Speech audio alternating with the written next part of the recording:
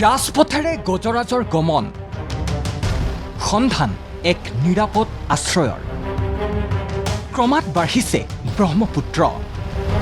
উফন্দি উঠিছে জলস্তৰ টুটি আহিছে খাদ্য আৰু আশ্ৰয়ৰ ঠিকনা নিৰাপত্তা ইতিমধ্যে আহাৰমহীয়া বানত জলমগ্ন হৈছে কাজিৰঙা ৰাষ্ট্ৰীয় উদ্যানৰ ৯৫টা বন শিবিৰ ব্ৰহ্মপুত্ৰৰ বাঢ়নি পানীয়ে পাৰ ভাগি বৈ প্লাবিত কৰিছে উদ্যানখনৰ বিস্তৃত অঞ্চল বন্যপ্ৰাণীৰ বাসস্থলীত এতিয়া কেৱল পানী আৰু পানী যাৰ বাবে ঠিকনা সলনি কৰি বন্যপ্ৰাণীসমূহে কৰিছে নিৰাপদ আশ্ৰয়ৰ সন্ধান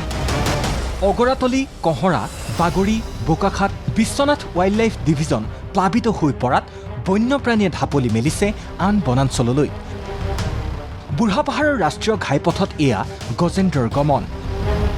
ওখ ঠাইৰ সন্ধানত এজাক গজৰাজৰ যাত্ৰা ৰাজপথ নেওচি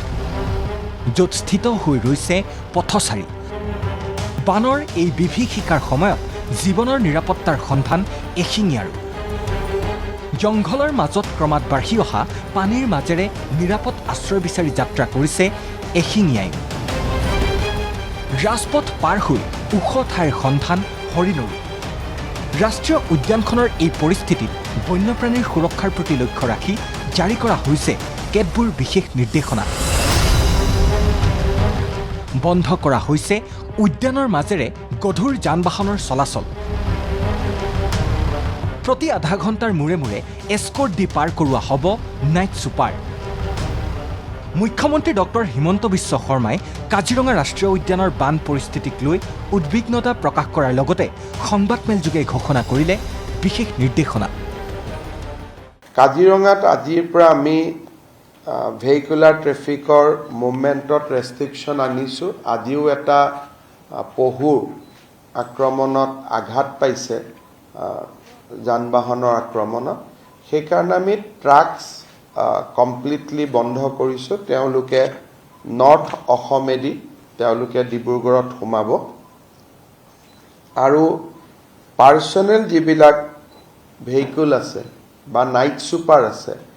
তেওঁলোকক প্ৰতি আধা ঘণ্টাৰ মূৰে মূৰে পুলিচে এস্কৰ্ট কৰি লৈ যাব যাতে 30 স্পীড মিটাৰটো মেইনটেইন কৰিব পৰা যায় আমি নাইট ছুপাৰ আৰু পাৰ্চনেল ভেহিকলটো আমি বন্ধ কৰি দিয়া নাই কাৰণ মানুহ গহপুৰ বা বিপুৰী আদি ঘূৰি যাবৰ কাৰণে যথেষ্ট কষ্টৰ সন্মুখীন হ'ব কিন্তু তেওঁলোকক আমি আধা ঘণ্টাৰ মূৰে মূৰে এটা পাইলট এস্কৰ্ট কৰি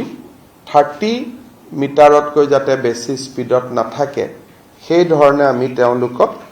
লৈ যাম ব্যুৰো ৰিপৰ্ট ND24